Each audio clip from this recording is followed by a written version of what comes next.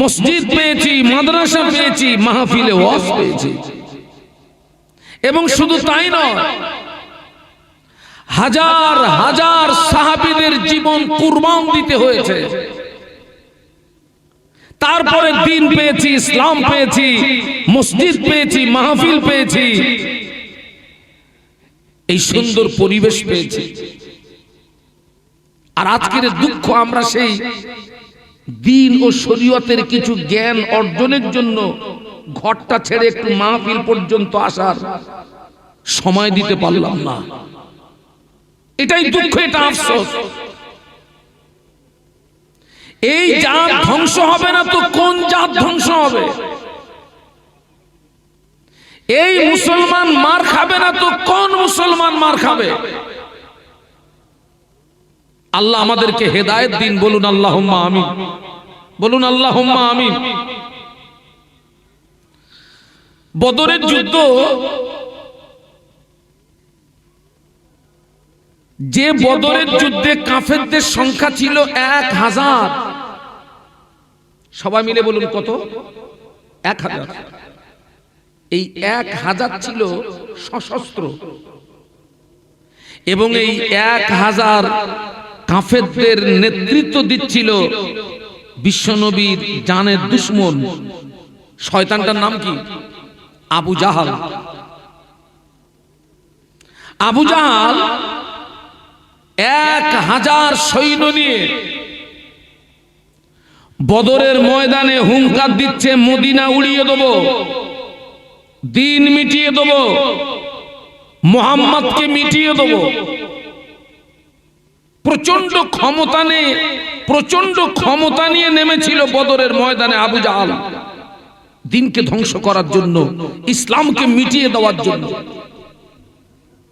যুগে যুগে বহু মানুষ দিনকে মিটানোর চেষ্টা করেছে, কিন্তু আজও পর্যন্ত কেউ দিনকে মিটাতে পারেনি, কিয়ামত পর্যন্ত পারবে না। একটু সুবহানাল্লাহ বলুন। তাম পৃথিবীর জমিনে যত ধর্ম, আমি এখানে কোন ধর্মকে ছোট করতে আসিনি, কারণ আল্লাহর কোরআন আমাকে শিখিয়েছে, লাকুম দীনুকুম ওয়ালিয়া দীন। তবে একটা কথা বলবো, তাম পৃথিবীর জমিনে যত ধর্ম, আল্লাহ পাকের কাছে একটি ধর্ম মনোনীত, একটি ধর্ম পছন্দের ধর্ম, সেই ধর্মের নাম হচ্ছে ইন্নাদ দীনা ইনদাল্লাহিল ইসলাম। একটু সুবহানাল্লাহ বলুন। এই ইসলাম আমাদেরকে শিখিয়েছে মসজিদে যাওয়ার নিয়ম, এই ইসলাম আমাদেরকে শিখিয়েছে বাথরুমে যাওয়ার নিয়ম। একটু সুবহানাল্লাহ বলুন।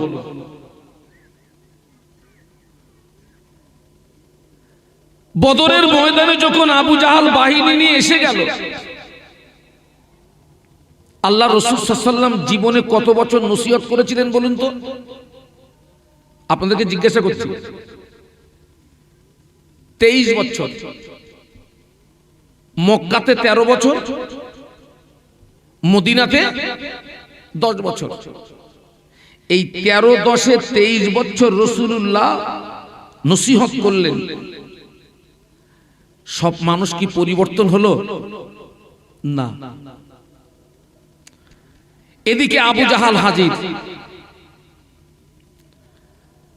আল্লাহ পাক বিশ্ব নবীকে লক্ষ্য করে বললেন, হাবিব, ওয়াজ নসিহত করে আর হবে না,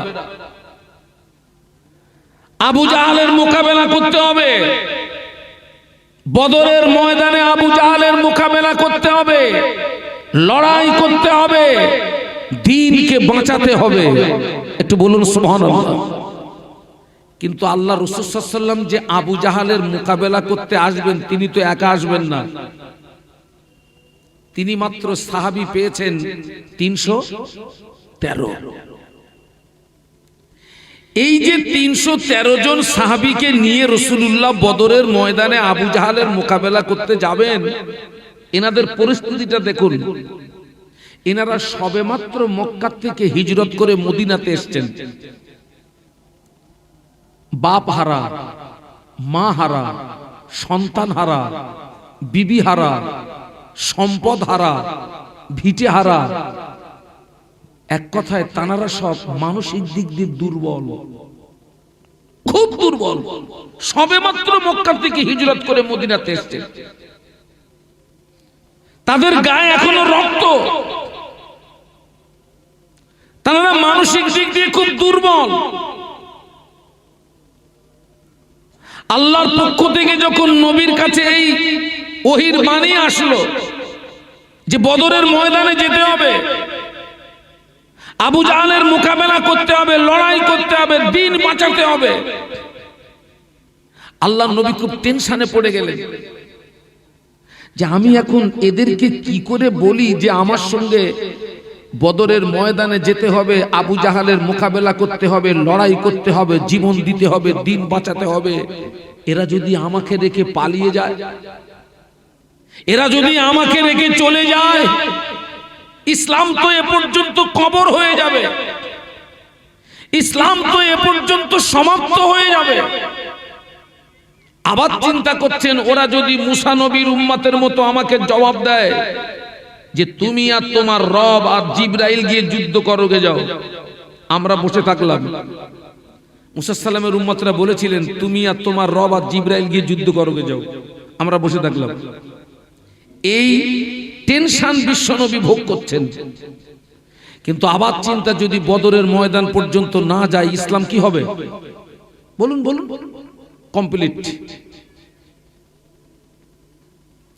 আল্লাহ নবী সাহাবীদেরকে ডাকলেন, বাবা আমাদের ঈমান আর সাহাবীদের ঈমান কি এক? আসমান জমিন ডিফারেন্স। আল্লাহ নবী সাহাবীদের ডেকে বললেন, ও আমার সাহাবীরা, আল্লাহ পাক আমাকে আদেশ করেছেন বদরের ময়দানে যেতে হবে, আবু জাহলের মোকাবেলা করতে হবে, লড়াই করতে হবে, জীবন দিতে হবে। ও আমার সাহাবীরা, এ ব্যাপারে তোমাদের মতামতটা কি? তোমাদের চিন্তা ভাবনাটা কি? তোমাদের মতামত, তোমাদের চিন্তা ভাবনাটা তোমরা তোমাদের নবীকে জানিয়ে দাও। বলো তোমাদের মতামত কি? বলো তোমাদের চিন্তা ভাবনা কি? আল্লাহ নবী কি টেনশন করছিলেন যে এরা যদি আমাকে রেখে পালিয়ে যায়, এরা যদি মুসা নবীর উম্মতের মতো আমাকে উত্তর দেয়। সাহাবীরা জবাব দিয়েছিলেন, ইয়া রাসূলুল্লাহ, হাবিবাল্লাহ, হুজুর আপনি ঘাবড়াবেন না, হুজুর আপনি ভয় পাবেন না, হুজুর আপনি আমাদের নিয়ে চলুন, আমরা আপনার সামনে, আপনার পিছনে, আপনার ডায়ে, আপনার বায়ে সর্বক্ষণ আপনার সঙ্গী হয়ে থাকবো। একটু মহব্বতে বলেন না, আর একটু জোরে বলেন না। আল্লাহ নবীর নূরের চেহারা দিয়ে একটা হাসির ঝলক ফুটে উঠল। আল্লাহ নবী যে টেনশনটা করছিলেন, সাহাবীদের থেকে যে উত্তরটা আসলো, আল্লাহ নবী খুশি শুনে এত খুশি হলেন, নবীর চেহারা দিয়ে একটা হাসির ঝলক ফুলে উঠল। একটু বলুন না সুবহানাল্লাহ। হুজুর আপনি আমাদের নিয়ে চলুন, আপনি ঘাবড়াবেন না, টেনশন করবেন না, আমরা আপনার সামনে, আপনার পিছনে, আপনার ডায়ে, আপনার বাঁয়ে সর্বক্ষণ আমরা আপনার সঙ্গী হয়ে থাকব। একটু সুবহানাল্লাহ। নবী পাকের একজন সাহাবী আল্লাহ নবীকে জিজ্ঞাসা করেছিলেন, ইয়া রাসূলুল্লাহ, হাবিবাল্লাহ, মাতা সা, হুজুর কিয়ামত কবে হবে? একজন সাহাবী নবীকে প্রশ্ন করলেন, ইয়া রাসূলুল্লাহ, হাবিবাল্লাহ, হুজুর আপনি বলুন তো কিয়ামতটা কবে হবে? আল্লাহ নবী জবাব দিয়েছিলেন, ও বাবা সাহাবী, তুমি কিয়ামতের সংবাদ নিচ্ছ, কিয়ামতের খবর নিচ্ছ, কিয়ামতের জন্য কি অর্জন করেছো বলো, কিয়ামতের জন্য কি সঞ্চয় করেছো বলো। ওই সাহাবী জবাব দিয়েছিলেন, ইয়া রাসূলুল্লাহ, হাবিবাল্লাহ, আমি কিয়ামতের জন্য কিছুই সঞ্চয় করতে পারিনি, আমি কিয়ামতের জন্য কিছুই অর্জন করতে পারিনি, তবে আমি আল্লাহ আল্লাহর রসুলকে ভালোবেসেছি। আমি কিয়ামতের জন্য কিচ্ছু অর্জন করতে পারিনি, কিচ্ছু আমার নেই ইয়া রাসূলুল্লাহ, তবে আমি আল্লাহ আল্লাহ রসুলকে বলুন বলুন আল্লাহ নবী জবাব দিয়েছিলেন, ও বাবা সাহাবী, তোমার দাবি যদি সত্য হয় আমি আল্লাহ নবী জানিয়ে দিলাম কিয়ামতের ময়দানে ওই দাবি তোমাকে নাজাত করিয়ে দেবে।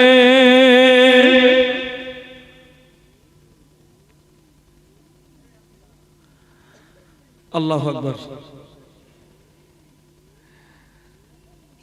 বদরের যুদ্ধের চিত্রটা এরকম ছিল, এই যে আপনারা মনে করুন যে একটা পরিবারে 5 জন,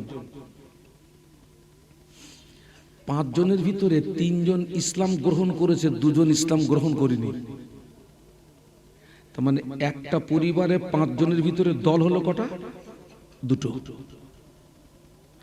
যারা ইসলাম গ্রহণ করেছেন ওনারা ময়দানে এসেছেন দিন ইসলামকে বাঁচানোর জন্য, আর যারা ইসলাম গ্রহণ করেনি ওরা ময়দানে এসছে দিন ইসলামকে মিটিয়ে দেওয়ার জন্য। তার মানে চিত্রটা এইরকম ছিল, বাপ তলোয়ার ধরেছে ছেলের বিরুদ্ধে, আর ছেলে তলোয়ার ধরেছে বাপের বিরুদ্ধে, চাচা ভাইপোর বিরুদ্ধে, ভাইপো চাচার বিরুদ্ধে, মামা ভাগনার বিরুদ্ধে। ভাগনা একটু বলেন না। তার মানে নবী সাহাবীরা দ্বীন ইসলামকে প্রতিষ্ঠিত করার জন্য পিতা হয়ে সন্তানের গলায় তলোয়ার চালাতে দ্বিধাবোধ বলুন বলুন করেনি। আবার উল্টো সন্তান হয়ে দ্বীনকে প্রতিষ্ঠিত করার জন্য বাপের গলায় তলোয়ার চালাতে দ্বিধাবোধ। একটু সুবহানাল্লাহ বলেন। তবে আমরা এই সুন্দর পরিবেশটা পেয়েছি বাবা, আমরা তো ঈমান পেয়েছি, আর সাহাবীরা ঈমান এনেছিলেন।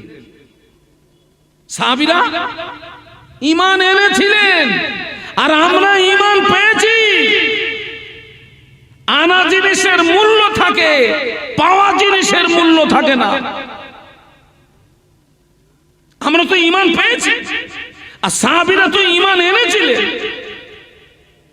যার কারণে আমাদের এই করুণ পরিস্থিতি।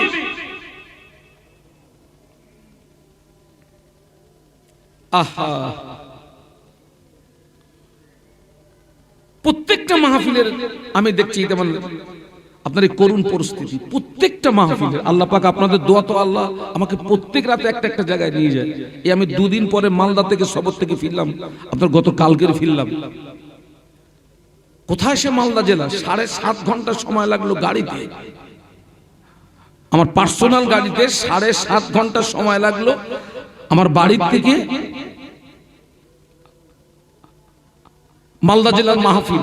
কালিয়াচক থেকে আরো 8 কিলোমিটার এই দুর্গম রাস্তা গিয়ে 9টায় স্টেজে উঠলাম আর 1:30টায় নামলাম। কয় ঘন্টা হলো? 4.5 ঘন্টা। এর মাঝখানে ইস্তিনজা লেগে গেছে আমার। আমি তো হাই সুগারের রোগী, 4.5 ঘন্টা স্টেজে থাকবো কি করে? এর মাঝখানে আমার ইস্তিনজা লেগে গেছে। আমি বললাম বাবা আপনারা বসেন, আমি একটু ইস্তিনজা করে আসি। ইস্তিনজা করে আবার স্টেজ, আবার স্টেজ থেকে নামলাম, গাড়িতে উঠলাম, আবার 7.5 ঘন্টা চলো। আল্লাহু আকবার। প্রত্যেকটা মাহফিলের ঐতিহ্য নষ্ট হচ্ছে এক শ্রেণীর নারী আর পুরুষদের কারণে। বিশ্বাস করুন এরা কিন্তু কিয়ামতের ময়দানে এরা কিন্তু পাকড়া হয়ে যাবে। কি হয়ে যাবে বলুন বলুন? পাকড়া, সব পাকড়া হয়ে যাবে, ওদের বাঁচার রাস্তা নাই।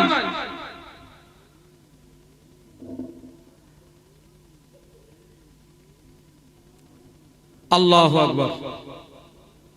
আল্লাহ নবী সাহাবীদের নিয়ে বদরের ময়দানে রওনা হলেন। আমার মারা আল্লাহ নবী সাহাবীদের নিয়ে বদনের ময়দানে রওনা হলেন। আল্লাহ নবী সাহাবীরা বদনের ময়দানে গিয়ে তাবু গাড়লেন। আল্লাহ নবী একটা তাবুর ভিতরে প্রবেশ করলেন, নিরালা নির্জনে। আল্লাহ নবী একটা তাবুর ভিতরে প্রবেশ করলেন। তাবুর ভিতরে প্রবেশ করে আল্লাহর জমিনে সিজদায় পড়ে গেলেন। একটু বলুন তো আল্লাহু আকবার। আর একটু আওয়াজ বাড়াতে হবে, আর একটু বাড়াতে হবে। সাহাবীরা বদরের ময়দানে তাবু গেড়েছেন। আল্লাহ রাসূল সাল্লাল্লাহু আলাইহি ওয়াসাল্লাম একটা তাবুর ভিতরে আপনার প্রবেশ করলেন, নিরালা নির্জনে। ওই তাবুর ভিতরে আর কেউ নেই, রাসূলুল্লাহ একা। হাদিস শরীফে এসেছে রাসূলুল্লাহ সাল্লাল্লাহু আলাইহি ওয়াসাল্লাম ওই তাবুর ভিতরে আল্লাহর জমিনে সিজদায় পড়ে গেলেন। সিজদায় পড়ে গিয়ে কাঁদছেন, আল্লাহ তুমি যদি চাও তোমার দ্বীনকে বাঁচিয়ে রাখবে, তুমি যদি চাও ইসলামকে বাঁচিয়ে রাখবে, তাহলে আমি এই বদরের ময়দানে সিজদায় পড়ে দোয়া করছি, আল্লাহ আসমান থেকে তুমি আমাদের উপরে সাহায্য করো। আর তুমি যদি চাও তোমার দ্বীনকে মিটিয়ে দেবে, ইসলামকে মিটিয়ে দেবে, আমি দোয়া চাচ্ছি আল্লাহ তুমি এই বদরের ময়দানে আমাদেরকে শহীদ করে দাও। তবে আল্লাহ নবী সিজদার থেকে কেঁদে বলেছিলেন, আল্লাহ আজকে যদি মুসলমানরা হেরে যায়, তাম পৃথিবীর জমিনে তোমাকে আল্লাহ বলে ডাকার মতো আর কেউ থাকবে না। আজকে যদি মুসলমানরা এই বদরের ময়দানে হেরে যায়, তাম পৃথিবীর জমিনে আমাকে নবী বলে ডাকার মতো আর কেউ থাকবে না। কাঁদছেন রাসূলুল্লাহ দ্বীনকে হেফাজতের জন্য, দ্বীনকে প্রতিষ্ঠিত করার জন্য। একটু সুবহানাল্লাহ বলুন।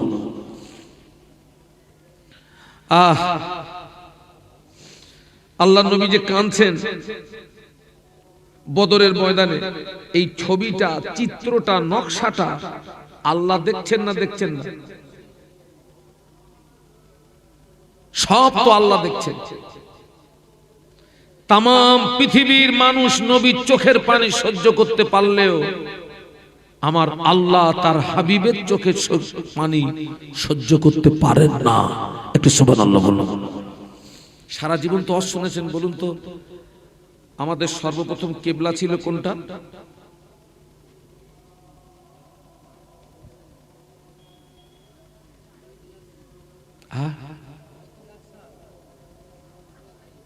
আমাদের কিবলা ছিল বাইতুল মুকাদ্দাস। সবাই মিলে বলুন কোনটা?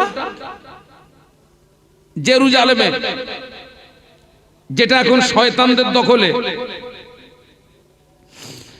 আল্লাহ নবী ওই বাইতুল মুকাদ্দাসের দিকে 16 থেকে 17 মাস আল্লাহ নবী বাইতুল মুকাদ্দাসের দিকে ফিরে নামাজ পড়েছিলেন। ক মাস? 16 থেকে 17 মাস আল্লাহ নবী বাইতুল মুকাদ্দাসের দিকে ফিরে নামাজ পড়েন ঠিকই, কিন্তু রাসূলুল্লাহ চলেন ফেরেন, বারবার আসমানের দিকে তাকান। চলেন ফেরেন, বারবার আসমানের দিকে তাকান। আসমানের দিকে তাকান মানে তিনি ওহীর অপেক্ষা করছিলেন। রাসূলুল্লাহর মনটা চাচ্ছে, আল্লাহ এই বাইতুল মুকাদ্দাসটা কিবলা না হয়ে আমার জন্মভূমি বাইতুল্লাহটা যদি আমার জন্য কিবলা হতো, আমি মনের দিক দিয়ে খুব তৃপ্তি পেতাম, শান্তি পেতাম, আনন্দিত হতাম। অন্তরের খবর কে রাখে? ইন্নাল্লাহা আলিমুম বিযাতিস সুদূর। আল্লাহ নবী একটা রিওয়ায়েতে এসেছে জোহরের 4 রাকাত ফরজ নামাজ, আর একটা রিওয়ায়েতে এসেছে আসরের 4 রাকাত ফরজ নামাজ। এই জায়গাটায় আপনার মতনৈক্য হয়ে গেছে। তবে অধিকাংশ ওলামারা এই জোহরের 4 রাকাত ফরজ নামাজটাকে সমর্থন করেছেন।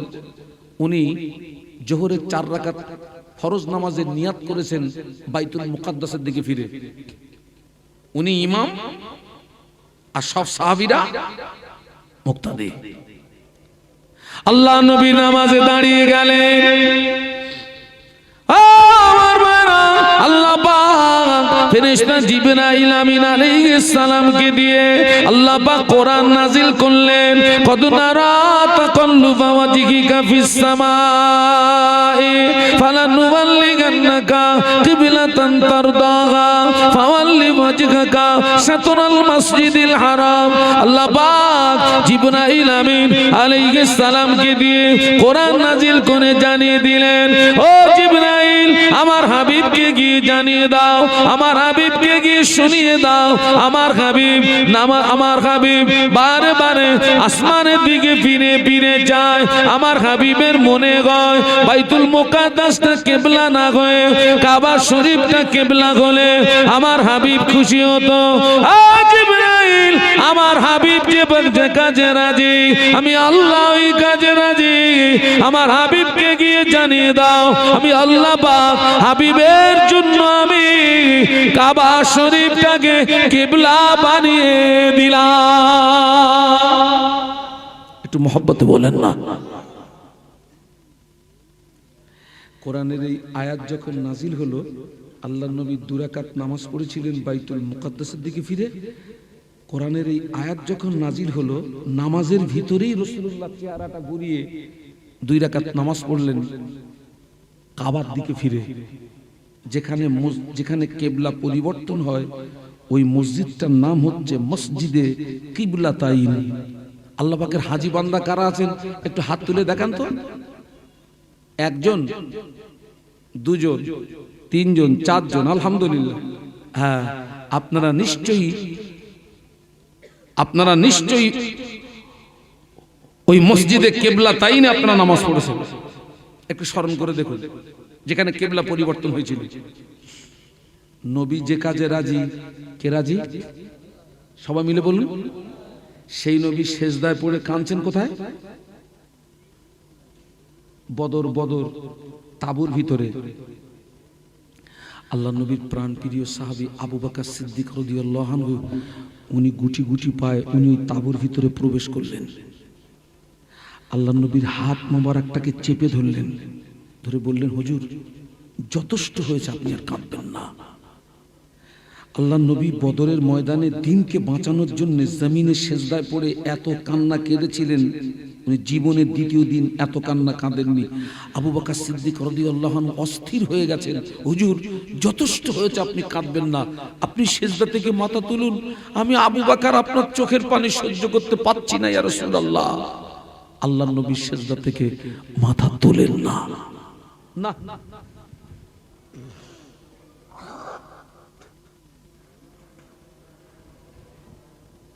আল্লাহ নবী সেজদা থেকে মাথা তুলছেন না। আল্লাহ পাক জিবরাইলকে পাঠিয়ে দিলেন, ও জিবরাইল আমার হাবিবকে গিয়ে কাঁদতে মানা করে দাও, আমার হাবিবকে সিজদা থেকে মাথা তুলতে বলো, আমার হাবিবকে কাঁদতে মানা করে দাও, আমার হাবিবকে জানিয়ে দাও আমি আল্লাহ পাক বদরের ময়দানে আমার হাবিবকে একা ছেড়ে দিই না, বরং আমি আল্লাহ পাক আমার হাবিবের সঙ্গেই আছি। যদি বলতে পারলেন না, মোহাব্বতে বলতে পারলেন না। জিবরাইল আমার হাবিবকে গিয়ে জানিয়ে দাও আমি আল্লাহ পাক বদরের ময়দানে জয়ের ঝান্ডাটা আমার হাবিবের হাতে তুলে দিয়েছি। সুবহানাল্লাহ। তারপরে সুন্দর পরিবেশ পেয়েছি, আমরা তো পাকা মেরে কাটিয়ে দিলাম। তারপরে মাহফিলে ওয়াজ পেয়েছি। একটু দরুদ শরীফ আল্লাহুম্মা মোহব্বতের সঙ্গে মাশাআল্লাহ।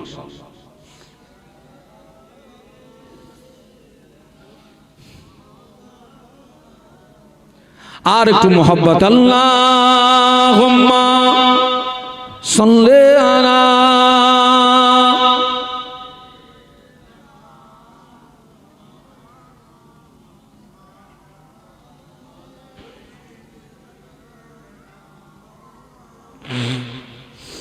हुब्बे आमद अजल की सीने में गए मैं हूँ मेरा दिल मदीने में गए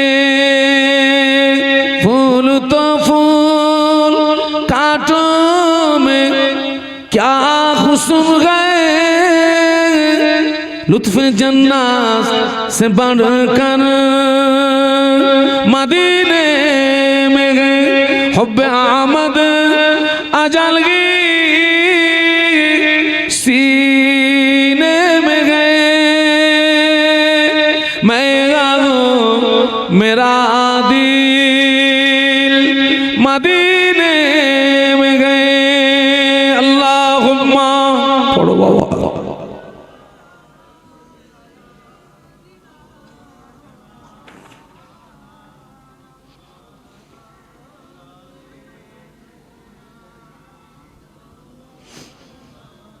माशाल्लाह একটু কলেমার জিকির লা ইলাহা ইল্লাল্লাহ জবান খুলে লা ইলাহা ইল্লাল্লাহ লা ইলাহা ইল্লাল্লাহ মুহাম্মাদুর রাসূলুল্লাহ আল্লাহুম্মা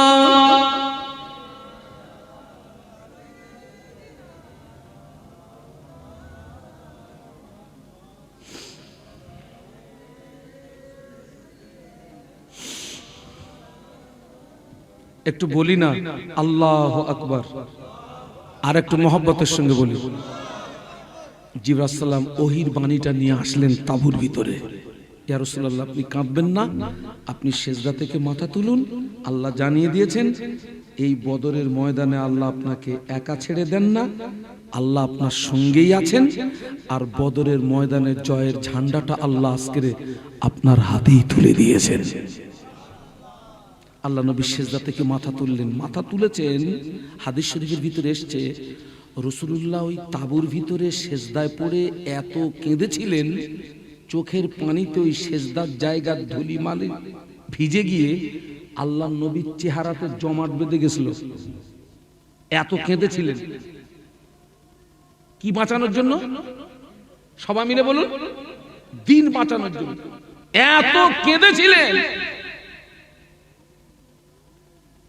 আমরা কদিন কেঁদেছি বলুন তো দিন বাঁচানোর জন্য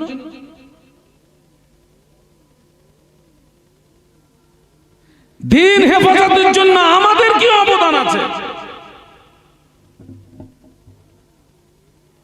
আল্লাহ পাক কোরআন শরীফের ভিতরে বললেন ইয়া আইয়ুহাল্লাযীনা আমানু উদখুলু ফিস সিলমি কাফা ওয়ালা তাত্তাবিউ খুতুওয়াতিশ শাইতান ইন্নাহু লাকুম আদুউম মুবিন আল্লাহ বললেন হে বিশ্বের ঈমানদার সম্প্রদায় তোমরা ইসলামের ভিতরে পরিপূর্ণ প্রবেশ হয়ে যাও সম্পূর্ণ দাখিল হও ওয়ালা তাত্তাবিউ খুতুওয়াতিশ শাইতান তোমরা শয়তানের ইতাআত করো না শয়তানের অনুসরণ করো না কেন না ইন্নাহু লাকুম আদুউম মুবিন নিশ্চয়ই শয়তান হলো মানুষের জন্য প্রকাশ্য দুশমন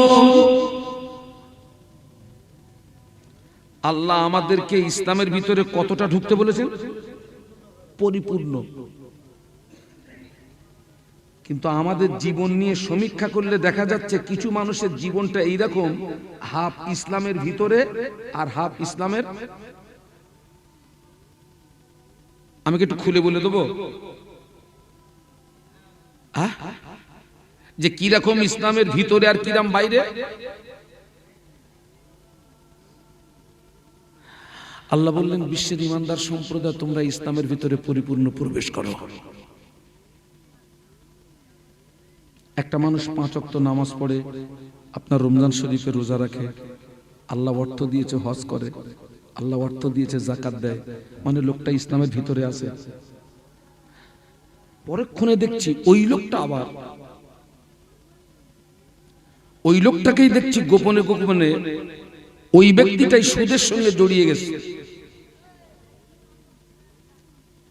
ওই ব্যক্তিটাই দেখছি আবার গোপনে গোপনে বোনের ফারাস ফাঁকি মেরেছে। ওই ব্যক্তিটাই দেখেছি আমার গোপনে গোপনে ভাইয়ের হক নষ্ট করেছে। এই সুদ বলেন, বোনের ফারাজ মারা বলেন, ভাইয়ের হক মারা বলেন, প্রতিবেশীর হক নষ্ট বলেন, এটা ইসলামের ভিতরে না বাইরে? বাইরে। তাহলে অঙ্ক কি দাঁড়ালো? ভেতরে যত। তার মানে আমি এই জায়গাটায় গোদা বাংলায় এইরকম ভাবে বুঝি, ও হাফ পুরুষ হাফ নারী। যারা হাফ পুরুষ হাফ নারী ওদের কি বলে? হিজড়ে। তার মানে ওই লোকটা হচ্ছে পাক্কা হিজড়ে মার্কা মুসলমান, পুরো হিজড়ে একদম।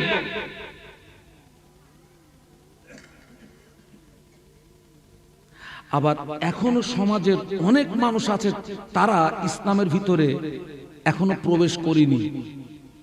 যেমন 10 বছর শুনেছে, 20 বছর শুনেছে, 30 বছর শুনেছে, সারা বছরে 2 দিনের বেশি নামাজ পড়ে না। আছে না নেই? কোন নামাজ চাচা? ব্যাস, তাই বলতেছে হুজুর জান্নাত নিয়ে উঠতে পারবো না। বোঝানো ওর বাপের সম্পত্তি।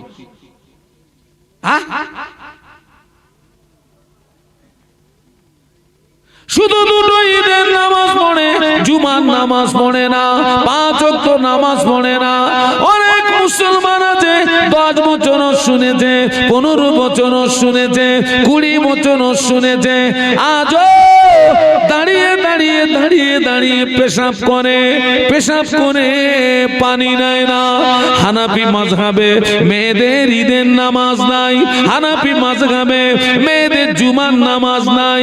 সমাজে অনেক মহিলা আছে সারা বছরে আল্লাহর জমিনে একটা সেজদা দেয় না। বাস্তব বললাম না বেশি বললাম?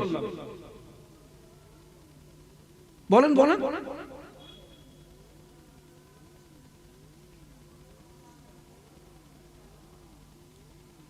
আমার নবী ইসলামকে দিনকে বাঁচানোর জন্য কাঁদতেছেন। যে লোকটা নামাজ কায়েম করলো সে দিনকে হেফাজত করলো, আর যে ব্যক্তি নামাজ কায়েম করলো না সে দিনকে ধ্বংস করলো। আমার নবী কাঁদতেছেন দিনকে বাঁচানোর জন্য, আর আমি উম্মত হয়ে দিন কি করছি? আমি ধ্বংস করছি।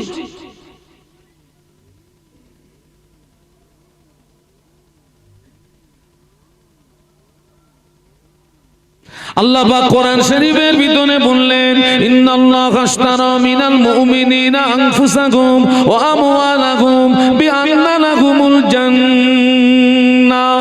আল্লাহ বললেন নিশ্চয়ই আমি কিনে নিয়েছি, ক্রয় করে নিয়েছি, মিনাল মুমিনিনা মুমিনদের কাছ থেকে, আনফুসাহুম তাদের জীবনকে, ওয়া আমওয়ালাহুম তাদের মাল সম্পদকে, বিআন্না লাহুমুল জান্নাহ জান্নাতের বিনিময়। একটু সুবহানাল্লাহ বলা যাবে? আর একটু মহব্বতে বলা যাবে? আল্লাহ মুমিনের কি কি কিনে নিয়েছেন? জান আর মাল কিনে নিয়েছেন। কিসের বিনিময়? জান্নাতের বিনিময়। আচ্ছা, আল্লাহ মুমিনের জান মারলে কি করবে?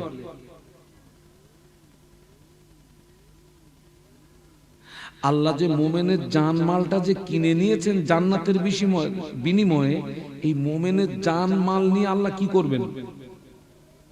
এর ব্যাখ্যা হলো, মোমেনের জান আল্লাহ কিনে নিয়েছেন মানে আপনার জীবনটা আল্লাহর রাস্তায় ছাড়া অন্য রাস্তায় পরিচালিত করতে পারবেন না। আর আল্লাহ মোমেনের মাল কিনে নিয়েছেন মানে মোমেনের মাল আল্লাহর রাস্তায় ছাড়া অন্য রাস্তায় ব্যয় করতে। মাহফিলের জন্য যদি 500 টাকা যদি চাঁদা চাওয়া হয়, কত কত একটু জোরে বলেন না? 500। সকালে আয়, জোহরে আয়, আসরে আয়, মাগরিবে আয়, তাহাজ্জুদে আয়, চাষতে আয়, কব আসে? ফজরে আয়, জোহরে আয়, আসরে আয়, মাগরিবে আয়, এশায় আয়, তাহাজ্জুদে আয়, চাষতে আয়, তারপরে 100। আর বল খেলা হবে, কি খেলা হবে? 1000 টাকা চাঁদা চেয়েছে, মোটে দেরি করেনি, কাবাট করে বার করে দিতেছে। ওর বাপের সব রেসানি হবে, ওর বাপের সব রেসানি হবে।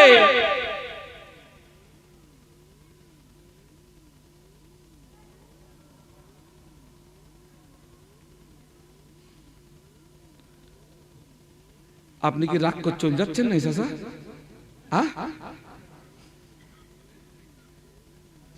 আল্লাহু আকবার। অনেক দিন মানে মনে হয় এক যুগ পার হয়ে গেছে, তারপর আমি হোসেনপুরে এসেছি ওয়াজ করতে আসি। আল্লাহ যে কিভাবে আজকে দাওয়াত আমার যে আল্লাহ জুটিয়ে দিলে। এই যে জায়গাটায় বসে আছেন, জায়গাটা আমার নামে রেকর্ড আছে। আমার এখন টাকার দরকার, এই জায়গাটা বিক্রি করেছি মসজিদের ইমাম সাহেবের কাছে একটা টাকার বিনিময়। আবার এই একই মাল কিছুদিন পরে বিক্রি করেছি মসজিদের মুয়াজ্জিনের কাছে। এক মাল বিক্রি করেছি কবার? একটু জোরে বলেন। আমি কি কারোর সঙ্গে চিটিংবাজি করেছি চাচা? কি না?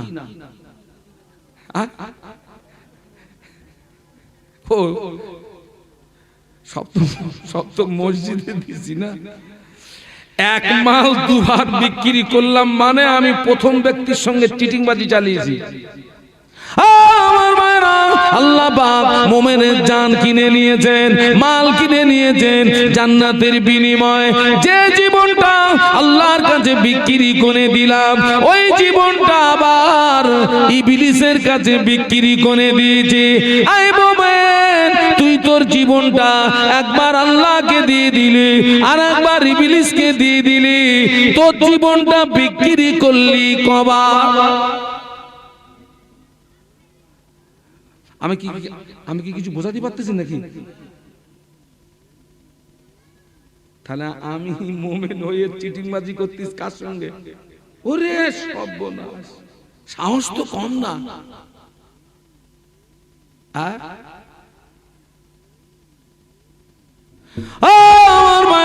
আল্লাহ পাক কোরআন শরীফের ভিতরে বললেন, ওয়ালাকাদ জারানা লি জাহান্নামা কাসীরাম মিনাল জিন্নি ওয়াল ইনস লাহুম কুলুবুন লা ইয়াফকাহুনা বিহা ওয়া লাহুম আ'য়ুনুন লা ইবসিরুনা বিহা ওয়া লাহুম আযানুন লা ইয়াসমাউনা বিহা উলাইকা কালানাম বাল হুম আদাল উলাইকা হুমুল গাফিলুন।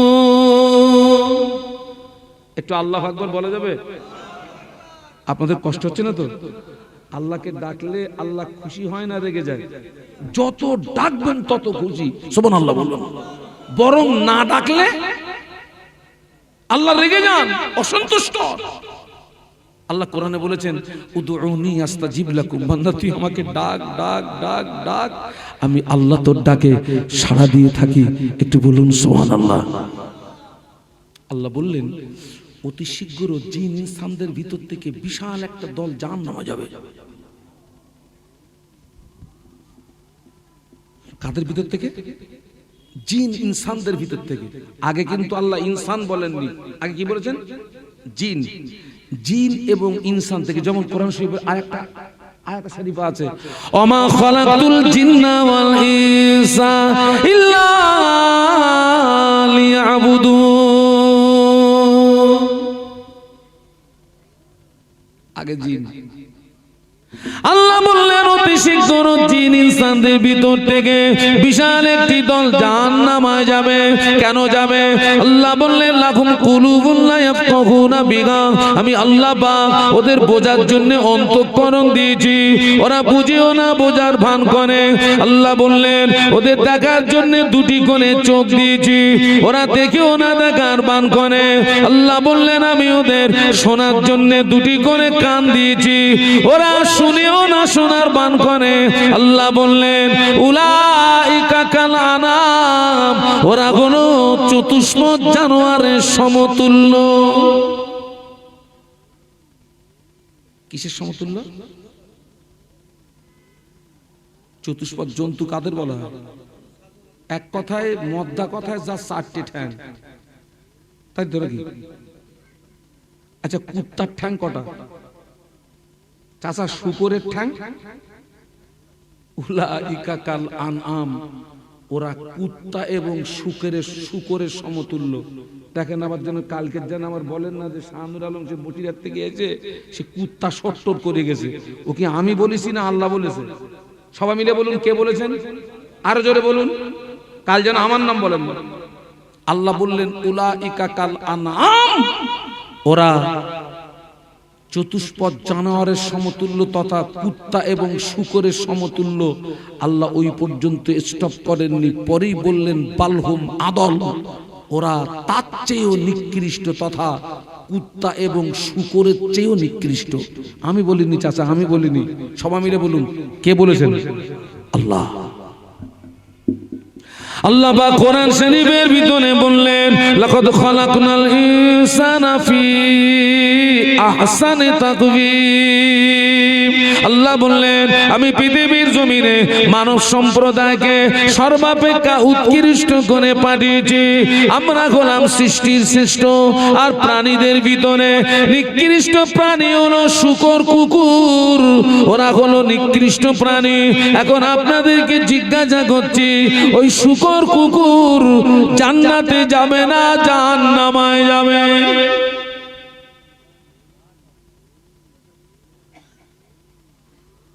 শূকর কুকুর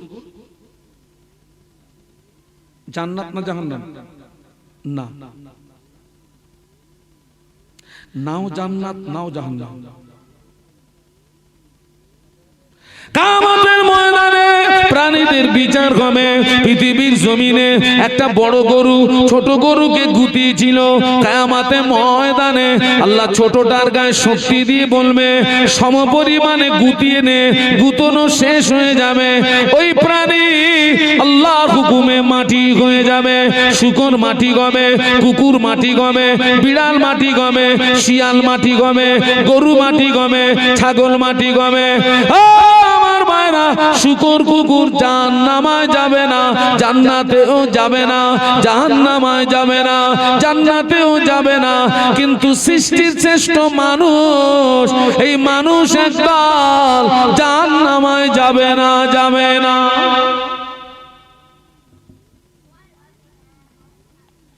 নিকৃষ্ট প্রাণী ওরা জাহান্নামে যাবে না, কিন্তু উৎকৃষ্ট প্রাণী মানুষ একদল জাহান্নামে যাবে। তবে একটা কুকুর আল্লাহ পাকের দয়ার জান্নাতে চলে যাবে। ওই কুকুরটা হোসেনপুরের কুকুর নয়, চাপালির কুকুর নয়, নেড়লির কুকুর নয়।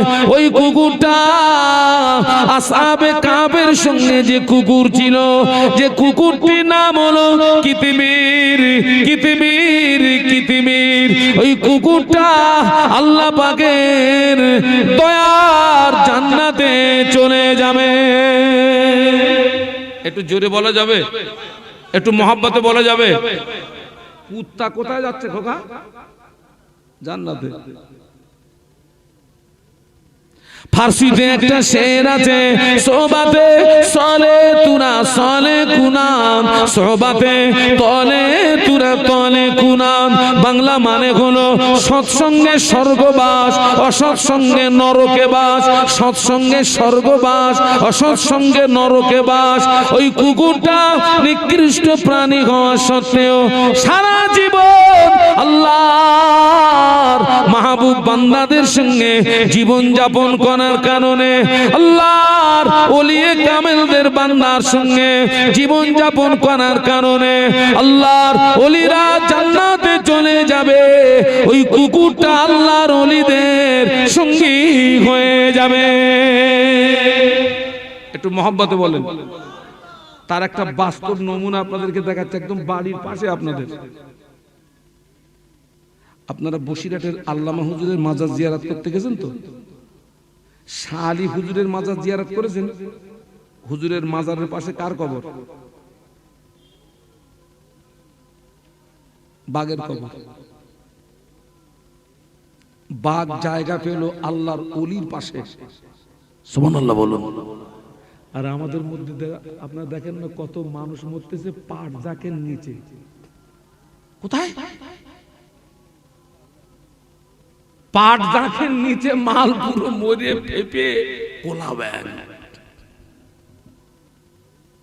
আর বাঘের আল্লাহর ওলির মাজারের পাশে তার মাজার হয়ে গেল, সুবহানাল্লাহ বলুন। আমি যতটুকু জানি শালি রহমাতুল্লাহ আলাইহি যেখানে যেতেন বাঘের পিঠে সওয়ার হতেন। তো হুজুরের ইন্তেকালের পরে হুজুরের মহব্বতের মানুষরা সব কাঁদতেছে, বাঘও কাঁদতেছে। আল্লাহর ওলির মায়ায় বাঘও কাঁদতেছে। লাশ দাফন করে সবাই চলে এসছে, বাঘ হুজুরের কবর ছাড়ে না, খাওয়া বন্ধ, পান করা বন্ধ। মাজারের পাশে বসে বসে কাঁদতে কাঁদতে কাঁদতে কাঁদতে বাঘটার মৌত হয়ে গেল।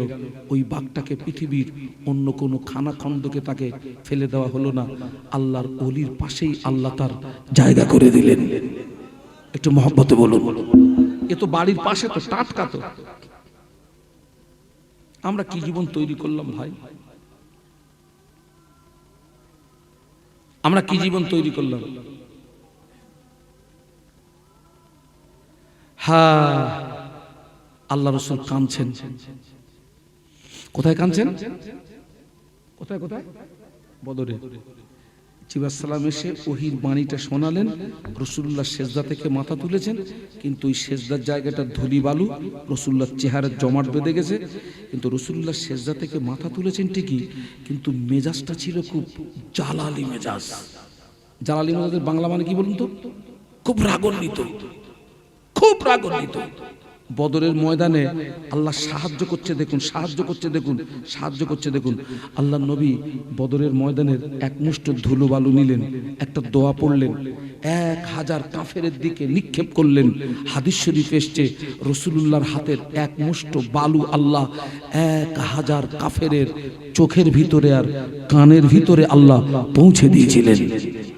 একটু জোরে বলেন না, আরো জোরে বলেন।